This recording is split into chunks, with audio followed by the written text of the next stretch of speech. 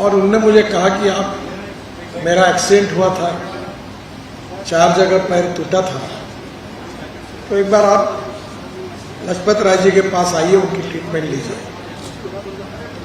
मैं बांद्रा में 5-7 दिन मैंने उनकी ट्रीटमेंट ली, मुझे काफ़ी रिलीफ मिला। बाद में दिल्ली आने के बाद राम गोपाल दीक्षित जी का मेरा परिचय हुआ और उन्होंने भी अनेक बार मुझे ट्रीटमेंट दी। विशेष रूप से ये वेलनेस न्यूरोपैथी है, जिसके बारे में आप सब लोग ने अनुभव भी लिया है, ये अपने आप में एक विज्ञान है। हमारी संस्कृति ये कहती है कि सबका कल्याण हो, विश्व का कल्याण। दूसरी बात, वसुधैव कुटुंबकम, ये बात कहते हैं। हम यही कहते हैं कि सबका कल्याण हो, सबको अच्छा स्वास्थ्य प्राप्त हो।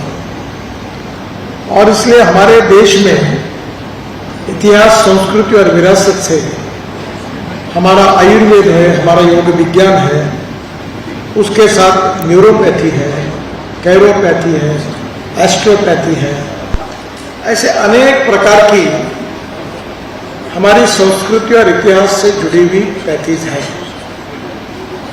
पर जिस प्रकार से भैया जी ने भी बताया कि एलोपैथी को सर्वोच्च प्राथमिकता मिली और इसलिए अल्टरनेटिव पैथीज को जितना महत्व मिलना चाहिए था उतना नहीं मिला। वास्तविक रूप से जो लजपत राय जी ने ये जो विज्ञान है, या इसका संस्कार, इसका प्रशिक्षण अनेक शिष्यों को दिया और राम गोपाल जी भी उनमें से एक है कि उन्होंने आशीर्वाद भी दिया और ये पैथी का नॉलेज भी दिया। पर इसमें खुशी की बात यह है कि मैं अक्सर राम गोपाल जी को कहता था कि तुम सरकार के पास मत जाओ, तुम लोगों को मत बोलो, तुम्हारे चमत्कार के बिना कोई नमस्कार नहीं करता। जब तुम आया तो दुनिया में वैसे ही जय है। और अभी स्किल डेवलपमेंट में भारत सरकार ने उनके इस पैथी को रिकॉग्नाइज भी किया। 1000 से ज्यादा प्रशिक्षक तैयार हुए और सबसे बड़ी बात है कि पूरे देश भर में से अनेक पेशेंट जो ग्रस्त है अपने विकारों से, वो आते हैं, उनकी ट्रीटमेंट होती है, उनको आराम मिलता है और वो इसका प्रसार करते हैं। और यही विशेषता है कि जो कंक्रीट बेस के आधार पर ये आरोग्य पीठ खड़ा है। मुझे और एक बात लगती है कि सबसे पहले हम यही प्रार्थना करते कि सबको अच्छा स्वास्थ्य लाभ हो। तो मुझे याद है, एक संस्कृत का सुभाषित है, आकाशात पतितम तोयम यथा गच्छति सागरम सर्वदेव नमस्कारम केशवम प्रति गच्छति।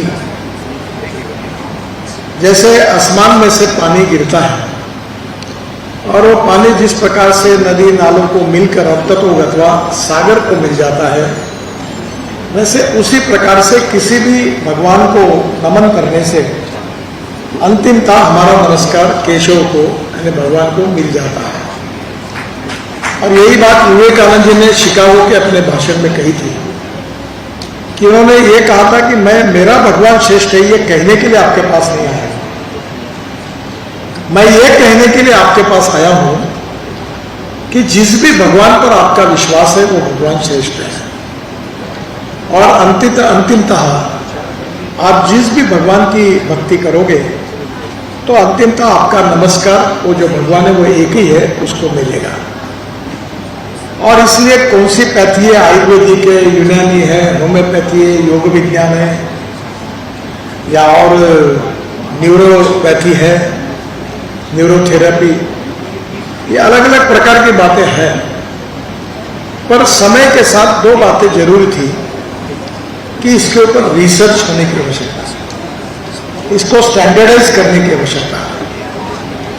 मैं अक्सर एक बात को दोहराता हूं कि innovation, entrepreneurship, science, technology, research, skill and successful practices, we name it as knowledge, and conversion of knowledge into wealth is the future. उसी प्रकार से हमारा आयुर्वेद हो, हमारा योग विज्ञान हो, सुदर्शन क्रिया हो, हमारे जो जो प्रकार के अनेक प्रयोग है जो इतिहास, संस्कृति और विरासत से साधु संतों ने हमको विरासत में दिए है, उसके ऊपर रिसर्च होने की आवश्यकता है। उसका स्टैंडर्डाइजेशन, उसका कोडिफिकेशन, उसका रिसर्च रिपोर्ट और फिर अप्रोप्रिएट एजेंसी से उसको सर्टिफाई करना।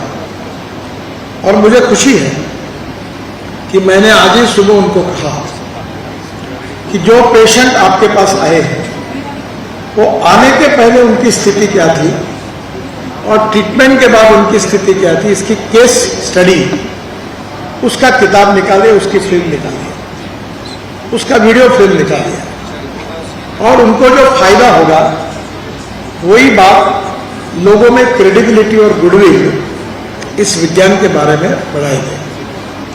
और मुझे बहुत खुशी है कि उन्होंने इसमें काफी रिसर्च भी किया और लगातार कर रहे हैं और उसको उन्होंने प्रशिक्षक के रूप में एक लॉन्ग टर्म कोर्स और शॉर्ट टर्म कोर्स जिसका सिलेबस प्रकाशित किया वो भी तैयार किया है।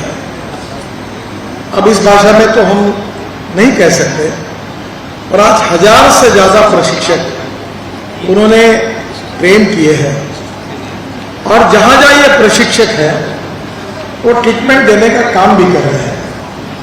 उनको एक प्रकार से रोजगार भी मिला है और लोगों को समाधान भी मिला है।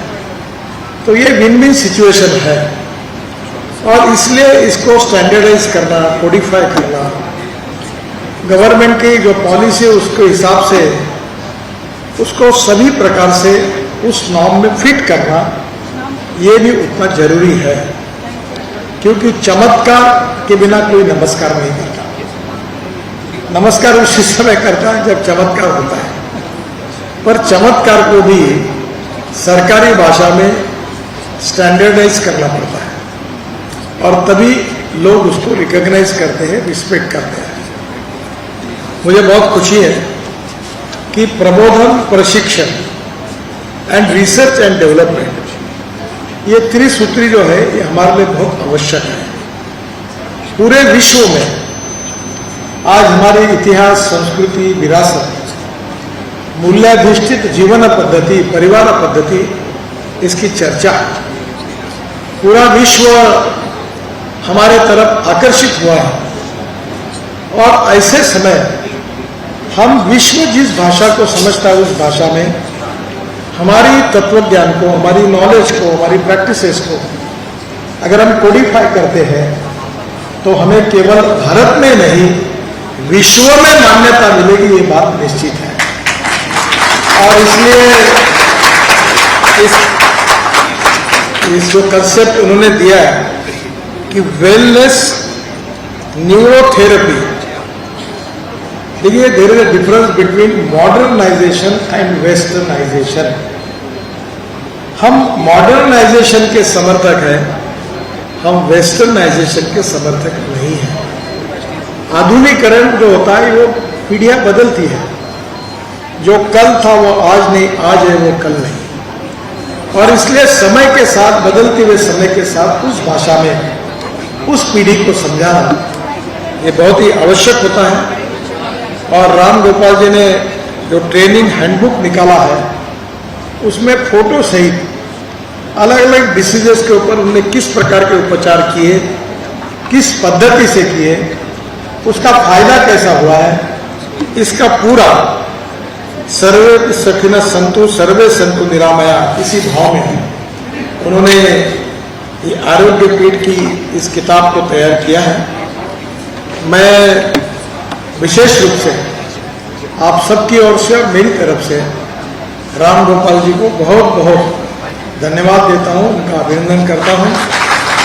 उन्होंने प्रॉस्पेक्टस भी तैयार किया है, वेबसाइट भी तैयार की है और उस पर जो पेशेंट है उनके अनुभव भी हैं।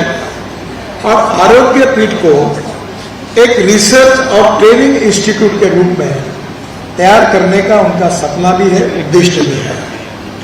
मुझे विश्वास है कि विशेष रूप से राम गोपाल जी को लजपत राय जी मेहरा जी, इनका आशीर्वाद उनके साथ है।